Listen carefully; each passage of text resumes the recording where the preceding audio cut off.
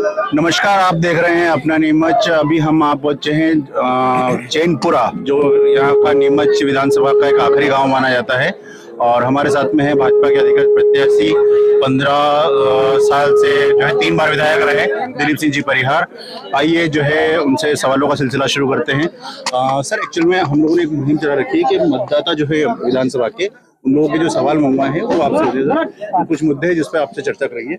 पहला ही जो है, सबसे पहले तो मैं आपसे पूछना चाहूंगा कि टिकट आपका अधिकृत प्रत्याशी बनाया है भाजपा ने, कैसा रिस्पांस मिल रहा है? मैं अपना नीमच के माध्यम से जनता को धन्यवाद देना चाहता हूं कि उनकी रिकमेंड पर प्रदेश और केंद्रीय नेतृत्व ने मुझे चौथी बार उम्मीदवार बनाया है। मैं उसके लिए उन्हें धन्यवाद देना चाहता हूं, साधुवाद देना चाहता हूं। वो जनता का लगातार स्नेह और प्यार मुझे मिल रहा है, क्योंकि पूर्व में मैंने भोपाल से पैसे लाकर और नीमच विधानसभा की चौपाल पे खर्च करने का काम किया है। इसलिए और केंद्र की सरकार और मध्य प्रदेश सरकार के लोकप्रिय कल्याणकारी योजनाओं की वजह से जनता के चेहरे मोहरे देखकर मैं ये कह सकता हूं कि वो कमल खिलाने के लिए उत्सुक है। वो 17 तारीख को कमल खिलाएगी। सर, कुछ मुद्दे हैं जिस पर वन टॉपिक पे डिस्कस करेंगे। स्वास्थ्य सेवाएं, नीमच की स्वास्थ्य सेवाएं काफी खराब है, रेफर हॉस्पिटल कहा जाता है उदयपुर के लिए। आपने क्या प्रयास किए? और ये सही बात है कि स्वास्थ्य सेवाएं बहुत खराब थी, क्योंकि दिग्विजय सिंह जी के समय बिना दवाइयों के अस्पताल होते थे। भारतीय जनता पार्टी की सरकार आई, हमने नीमच जिला चिकित्सालय में ट्रामा सेंटर खुमान सिंह शिवाजी के नाम से बनाया। वहाँ बच्चों के लिए आईसीयू वार्ड बनाए, वहाँ करोड़ों रुपया खर्च किया है। और वहाँ डॉक्टरों की और स्टाफ की कमी थी, वो धीरे धीरे हमने वृद्धि करने का काम किया। यही नहीं, हमने नीमच विधानसभा की बात को विधानसभा में उठाया और मेडिकल कॉलेज बनाने का काम किया है। मैं धन्यवाद देता हूँ नरेंद्र मोदी जी को, सांसद जी को और हमारे मुख्यमंत्री शिवराज सिंह चौहान को कि उन्होंने नीमच में, अंतिम छोर में नीमच है भोपाल के बाद, उनको मेडिकल कॉलेज दिया है और 5 मंजिल बन गई है। तो अब सुविधा और प्राप्त होगी और बेटे बेटी डॉक्टर मेडिकल कॉलेज में डॉक्टर बन सकेंगे। सर, पेयजल व्यवस्था, सिंचाई व्यवस्था, चंबल से पानी लाने की बात हुई थी, अभी तक क्या हुआ है? चंबल से पानी आया है। आप देख रहे होंगे कि हर गांव में अभी पानी की टंकी बन रही है। जल जीवन मिशन के माध्यम से मुख्यमंत्री जी ने पानी, केंद्र की सरकार ने जल जीवन मिशन की योजना मंजूर की है। पाइपलाइन डल गए हैं, पाइप बिछ रहे हैं और अब हर घर में माताएं बहनें टोटी खोल के वो चंबल का पानी लेगी और प्यासे कंठों की प्यास बुझाएगी। मटकी लेकर और हैंडपंप चलाकर अब पानी भरने की आवश्यकता नहीं पड़ेगी। सर, कितना प्रतिशत काम हो गया है और कब तक ये चंबल का पानी नीमच आ जाएगा? लगभग 70% काम हो चुका है, कुछ गांवों में अभी बाकी है। लगातार हम भ्रमण कर रहे हैं, जल निगम के अधिकारी उसको देख रहे हैं। मिशन 2024 के पहले सब घरों में पानी पहुंचेगा और गांधी सागर का पानी हमारी नीमच विधानसभा की जनता लेगी। सर, कुछ टॉपिक है भ्रष्टाचार, कानून व्यवस्था और एनडीपीएस के जो केस होते हैं, खासतौर पर जो डोडा चूरा है, उसको किसानों की प्रॉब्लम है कि जो है वो डोडा चूरा को एनडीपीएस में ले जाता है और कई जो मुलजिम नहीं है झूठे केस में फंस जाते हैं। इस मामले में हम बड़ी गंभीरता से लिया है। कांग्रेस के राज में बहुत सारे इस प्रकार के काम होते थे, उस कामों को हमने निगाह में लिया है। जो हमारे एसपी है वो लॉ एंड ऑर्डर मेंटेन करते हैं। वो जो बीच में जो किसी को जिससे खरीदा उसके माध्यम से चैनल पकड़ते थे, उस पर हमने कहीं न कहीं प्रतिबंध लगाया। और ये डोडा चूरा का मामला है, ये इसमें अगर अफीम नहीं है तो ये केंद्र सरकार का मामला है। सांसद जी ने इसको उठाया है। आने वाले समय में इस मुद्दे को वित्त मंत्री जी से बात करके सांसद जी के माध्यम से निराकरण करेंगे। भ्रष्टाचार और कानून व्यवस्था दो चीजें रह गई थी, जिसका मतलब उससे आप संतुष्ट हैं? कानून, लॉ एंड व्यवस्था है। आज कोई किसी के साथ छेड़छाड़ करता है, पुलिस उसके खिलाफ कार्रवाई करती है। अब यहाँ से डाकुओं को हमने मध्य प्रदेश की धरती से भगाया है। माफियाओं के खिलाफ कड़ा कानून बनाकर मुख्यमंत्री जी ने कानून व्यवस्था को सुधारने का काम किया है। यदि कोई बहन बेटी को छेड़ता है तो उसको फांसी की सजा, यदि कोई कुकर्म करता है या गलत दृष्टि देखता है तो उसके खिलाफ कार्रवाई की जा रही है। लॉ एंड व्यवस्था आप देख रहे हैं कि नीमच यहाँ निर्भीक होकर नीमच विधानसभा में बहन बेटी रात को भी आ सकती है, घर पे कोई भी व्यक्ति घर आ सकता है। किसी प्रकार की गुंडागिर्दी पर कहीं न कहीं प्रतिबंध लगा है। सर, नवीन उद्योग जो है, एक्चुअली 3 बार से विधायक हैं आप, नवीन उद्योग के लिए आपके क्या प्रयास रहे हैं, क्या उपलब्धि मिली है अभी तक नीमच? मुझे नीमच विधानसभा में ये उपलब्धि मिली है कि झांझरवाड़ा में नया 250 करोड़ का औद्योगिक क्षेत्र हमने डेवलप किया है। वहां लगभग 10-20 कारखाने लग गए हैं। बेरोजगारों से मैं अपील करूंगा कि देश के प्रधानमंत्री ऑनलाइन हम औद्योगिक क्षेत्र में उद्योग बुक कर रहे हैं। कोई भी बेरोजगार गांव का भी यदि उद्योग लगाना चाहता है तो उसको 1 से लेकर 10 करोड़ तक की सरकार लोन दे रही है, 50-45% की सब्सिडी दे रही है और उद्योग लगा सकता है। आप झांझड़वाड़ा में जाके देखना, नया औद्योगिक क्षेत्र निर्माण हुआ है। कई बेरोजगारों, हजारों की संख्या में बेरोजगारों को रोजगार मिला है। चाहे धानुका जी का उद्योग हो, चाहे खान साहब का उद्योग, जींस बनाने का उद्योग हो, रस्सी बनाने का उद्योग हो, कृषि यंत्र बनाने का, कई उद्योग यहाँ चालू है। आने वाले समय में और भी उद्योग चालू होंगे और बेरोजगारों को रोजगार मिलेगा। सर, शिक्षा के लिए ऐसे क्या प्रयास हुए हैं? यहाँ पे अभी भी जो है विद्यार्थी को बाहर पढ़ने जाना पड़ता है, कोटा, उदयपुर, इंदौर। शिक्षा के लिए हम धीरे धीरे पायदान छू रहे हैं। आप देखो, शिक्षा के क्षेत्र में गांव में पहले स्कूल नहीं होते थे, कर्मा कर्मी की नियुक्ति होती थी। हमने परमानेंट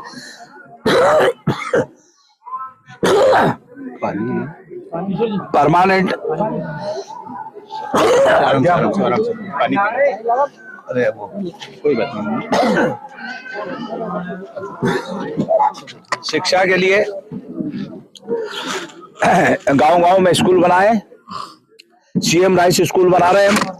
45 करोड़ का सीएम राइस स्कूल यहाँ नीमच में मंजूर हुआ है। अब गरीब का बेटा झोपड़ी में रहने वाला भी अच्छे स्कूल में पढ़ सकेगा और उसको बहुत नॉमिनल फीस देना पड़ेगी। वहीं नीमच में सांसद जी के माध्यम से 2-2 केंद्रीय विद्यालय बने हैं। नीमच में शिक्षा प्राप्त करने के लिए हमने बच्चों को, बेरोजगार को पायलट ट्रेनिंग सेंटर स्थापित किया है। आप देख रहे होंगे, छोटी सफेद सफेद चिड़ियाएं गांव में ऊपर उड़ रही है। यहाँ हवाई जहाज घूम रहे हैं। कोई भी देश का नौजवान यदि पायलट ट्रेनिंग करना चाहता है तो वो नीमच की धरती पर आता है और ट्रेनिंग करता है और यहाँ के लोगों को भी यह अवसर मिलेगा।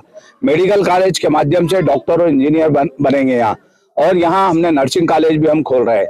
वहीं हमने ये भी कहा है कि पढ़ई गांव का बेटा रामलाल श्यामलाल का बेटा भी या वर्दी चंद जी का बेटा भी यदि डॉक्टर बनना चाहेगा तो वो हिंदी में पढ़ाई होगी और वो डॉक्टर बनकर और गरीबों की सेवा कर सकेगा। ऐसे अनेक शिक्षा के क्षेत्र में दोनों कॉलेज हमने जीरन में एक नया कॉलेज खोला है जिसमें 4 फैकल्टी खोली है। इसलिए वनांचल के बेटा बेटी भी को भी अब नीमच पढ़ने नहीं जाना पड़ेगा और वो जीरन में अपनी शिक्षा प्राप्त कर सकेंगे। तो शिक्षा को मजबूत करना चाहिए क्योंकि शिक्षा हमारे देश की नींव है और आने वाले समय में बेटा बेटी पढ़े, अच्छी नौकरी प्राप्त करे। जहां भी नौकरी निकलती है 50% का आरक्षण हमने बहनों के लिए भी किया है और नौजवानों के लिए किया है। तो शिक्षा के क्षेत्र में बहुत आमूलचूल परिवर्तन हुआ है। सर, सड़कों की स्थिति है विधानसभा के अंदर काफी खराब है कि क्या बनी है, और खासतौर पे डुंगलावदा से ये जो सड़क है सिटी के मेन 4 लेन जो है, सड़कों के मामले में जैसे शरीर में नसें होती है, खून चलता है, वैसे ही देश के विकास में सड़कों का बहुत बड़ा योगदान है। आज देश में गडकरी जी के माध्यम से बड़ी बड़ी सड़कें बन रही है। दिल्ली बम्बई कॉरिडोर बन रहा है जो जावरा के पास से निकल रहा है हमारे इधर। इसके अलावा नीमच से भोपाल जाने में कांग्रेस के समय में मुझे 16 और 18 घंटे लगते थे। आज मैं नीमच विधानसभा, प्लीज नीमच विधानसभा। तो मैं नीमच विधानसभा में हमने सारी सड़कों का जाल फैलाया है, चाहे ग्वाल की सड़क हो, चाहे जीरन की सड़क हो, चाहे कुटड़ों से इधर की सड़क हो, सड़कों का जाल हमने फैलाया है। कोई 1-2 सड़कें रह गई होगी, वो भी हम आने वाले समय में बनाएंगे। निश्चित ही सड़कें अच्छी होती है तो विकास होता है। और आप नीमच विधानसभा में देखना, जहां हम खड़े हैं कुछ जो अंतिम छोर का चैनपुरा गांव है, वहां भी आप सीमेंट कंक्रीट रोड देख रहे हैं, डामर की सड़कें देख रहे हैं। इस वनांचल में पहले सड़कें नहीं थी, हमने प्रधानमंत्री सड़क बनाई, मुख्यमंत्री सड़क बनाई और गांव को जोड़ने वाली सड़कें भी बनाने का काम किया है। नीमच विधानसभा की अधिकांश सड़कें बनी है। डुंगलावदा भाटखेला का टेंडर हो गया है, 2 और भी स्वीकृत हो गए हैं। तो सड़कों का जाल भी नीमच विधानसभा में हमने फैलाने का काम किया है। छोटी मोटी गांव की सड़कें रह गई है, उसको भी आने वाले समय में बनाएंगे। सर, किसानों की 2 बड़ी समस्या है, एक तो नीलगाय और दूसरी चीज उनको रात को बिजली मिलती है। उनका कहना है कि बिजली जो है दिन में मिलना चाहिए, किसानों को भी सोने का अधिकार है।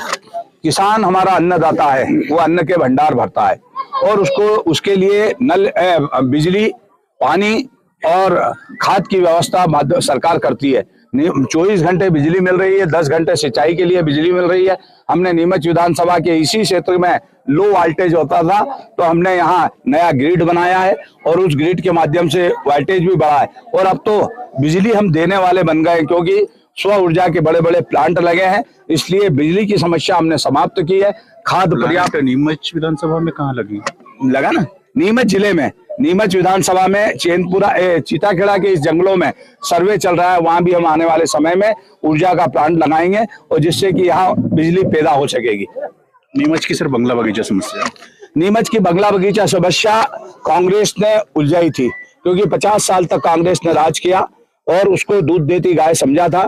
कोई भी मकान बनाता था तोड़ दिया जाता था, वहां मूलभूत सुविधा नहीं होती थी, सड़क, बिजली, पानी।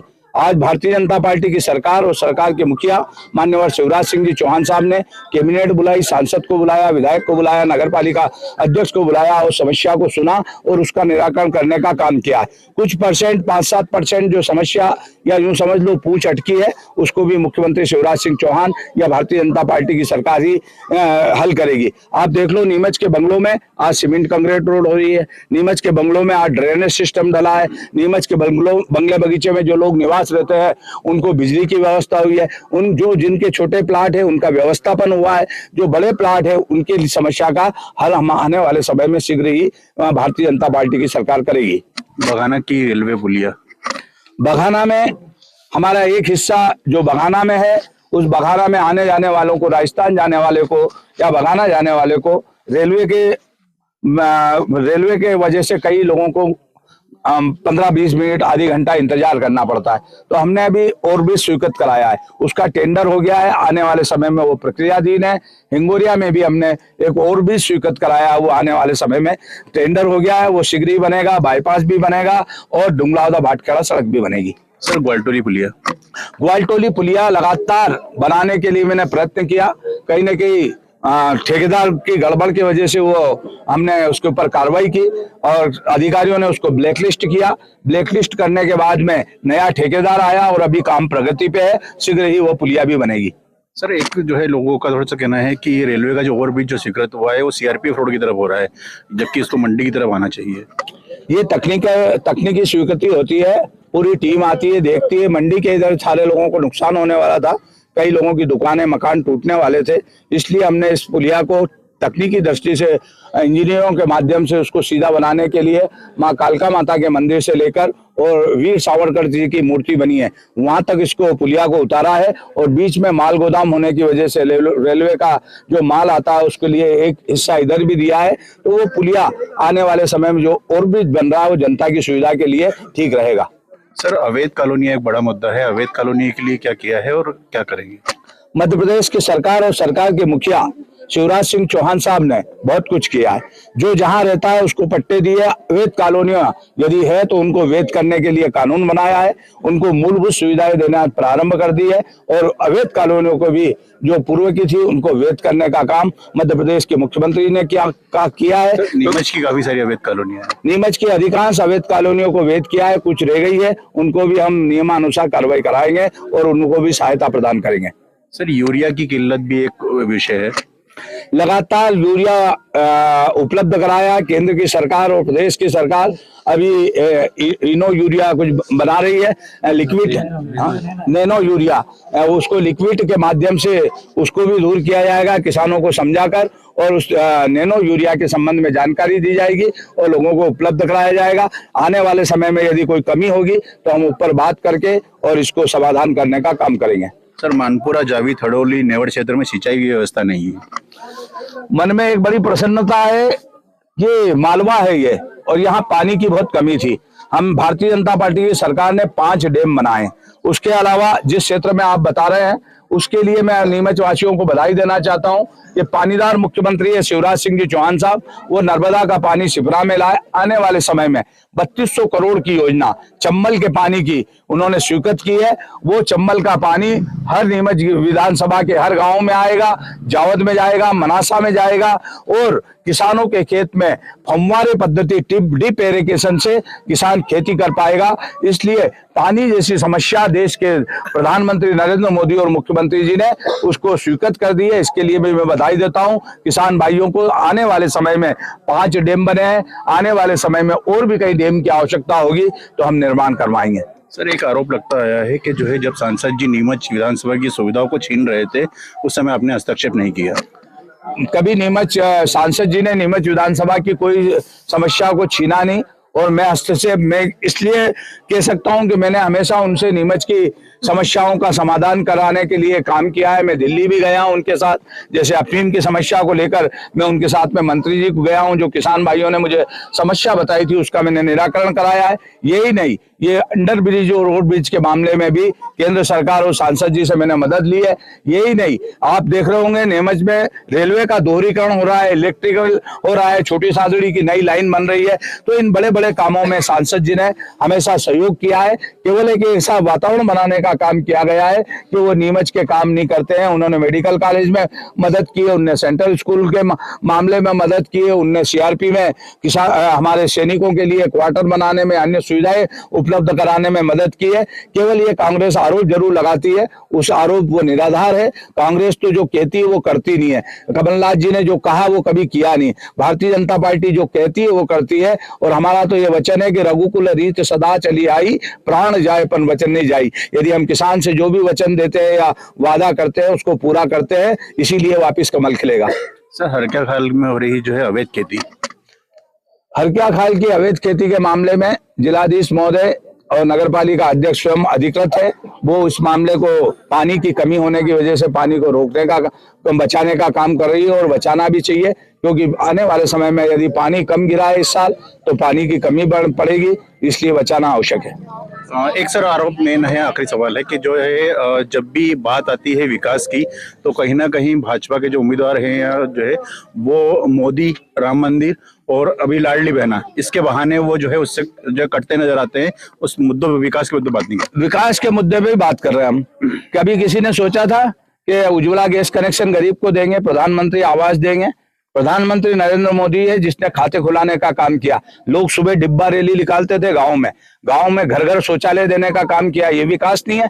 हर घर पर लाइट लगाने का काम किया, ये विकास नहीं है? हम स्थानीय मुद्दे नहीं, तो स्थानीय मुद्दों में आप देख लो, लाडली बहना को बनाई है, मुख्यमंत्री कन्यादान योजना है, बुजुर्ग यात्रा कर रहा है, हवाई चप्पल पहनने वाला हवाई जहाज में घूम रहा है। तो ये सब स्थानीय काम हुए हैं। नीमच में आप देख लो, स्थानीय स्तर पर हमने सारी सुविधाएं उपलब्ध कराई है, चाहे सड़कें बनाना हो, सर्किट हाउस बनाना हो, स्कूल बनाना हो, औद्योगिक क्षेत्र बनाना हो, या पढ़ने के लिए अच्छे विद्यालय बनाना हो। कॉलेजों में, दोनों कॉलेज में हमने, विवेकानंद कॉलेज और गर्ल्स कॉलेज में हमने काम किए है। जीरन जैसे स्थान में शिक्षा प्राप्त करने के लिए नया कॉलेज बनाया है, उसमें चारों फैकल्टी खोली है।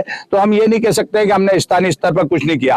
कांग्रेस ने कुछ किया हो, आप ही पूछ लो उनसे, 15 महीने में कभी एक इंट भी लगी हो तो वो बोले कमलनाथ जी कह रहे हैं भ्रष्टाचार काम नहीं किया। अरे भ्रष्टाचार तो तुम करते थे, कांग्रेस के लोग, ए से लेकर जेड तक भ्रष्टाचार किया। भारतीय जनता पार्टी का मुख्यमंत्री, मागरीन सांसद, विधायक काम कर रहा है। अगर कोई हमारे खिलाफ भ्रष्टाचार के मामले हो तो उनको कानूनी कार्रवाई करना चाहिए। अभी तक उन्हें, हमारी सरकार रही है, इतने समय तक उनने काम क्यों नहीं किया? जब चुनाव आए खाली भ्रष्टाचार के या सरकार नहीं बदल सकते। हम भारतीय जनता पार्टी के लोग गरीबों के दिलों में राज करते हैं क्योंकि उनने काम किया है। एक आखिरी सवाल सर, भीतरी घात जो है आपके संगठन के अंदर, कई जो है लोग टिकट के दावेदार थे और वो कहीं ना कहीं चिड़े हुए हैं, और तो भीतरी घात का क्या डर है आप? हाँ, देखो, जब तक चुनाव में टिकट नहीं मिलता है, सबकी इच्छा होती है कि टिकट मिले। जब घोषणा हो जाती है उसके बाद सब काम में लग जाते हैं। हम तो यही मानते हैं कि हमारा संगठन पूरा काम में लगा हुआ है, वो भारतीय जनता पार्टी का कमल खिलाएगा। भीतरी घात हमारे यहाँ होता नहीं है। दुश्मन से लड़ने के लिए हम 5 नहीं 105 है।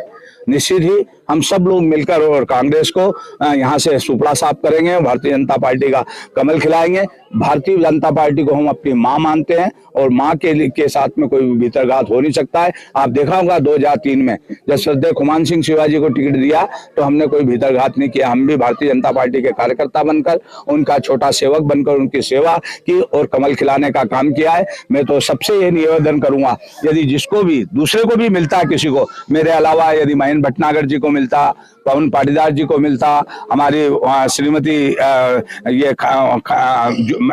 मेहर सिंह जी की पत्नी को मिलता, तो हम सब लोग मिलकर, और भारतीय जिसको भी मिलता, मैं आपको विश्वास दिलाता हूं मैं कमल का काम करता। भारतीय जनता पार्टी ने मुझे कमल दिया है, मैं सबसे अपील करूंगा कि वो सब लोग काम करें और कमल को खिलाए, क्योंकि भारतीय जनता पार्टी को वोट देने के लिए जनता तैयार है और जनता कोई भीतरघात बर्दाश्त नहीं करेगी। उमराव सिंह गुर्जर जी से आपको हमारे माध्यम से कोई सवाल पूछना चाहेंगे? मैं तो उमराव सिंह जी गुजर कांग्रेस के नेता है, वो 3-4 बार निर्दलीय लड़े हैं, उनसे मैं क्या सवाल करूंगा। अब वो कांग्रेस के लोग ही उनके आपस में सवाल कर रहे हैं, उन्हीं के लोग कह रहे हैं कि निर्दलीय खड़ा हुआ था, उसको टिकट दे दिया, मनासा जाके लड़ लिए, इधर जाके उनके परिवार के लोग गरीब आदमी के साथ अनीति करते हैं। तो हमारे यहाँ कोई अनीति नहीं करता। मैं स्वयं राजनीति करता हूँ, मेरे घर में कोई राजनीति नहीं करता है, ना कोई किसी की जमीन छुड़ाने जाता है, ना उस पर कोई कब्जा करता है। तो मेरा तो यही है कि जनता हमें देखती है, पब्लिक है जो सब जानती है। मैं समाज की जनता मुझे जिताएगी, सौम्य शक्ति की समाज के सौम्य शक्ति की मैं सेवा करूंगा। और हमारी प्राणों से प्रिय जनता को अगर कोई भी कितना भी बड़ा बाहुबली हो कोई तकलीफ देगा तो हम किसी को छेड़ते नहीं है, कोई हमें छेड़ेगा तो हमें उसे छोड़ेंगे नहीं। नीमच को समझते हैं।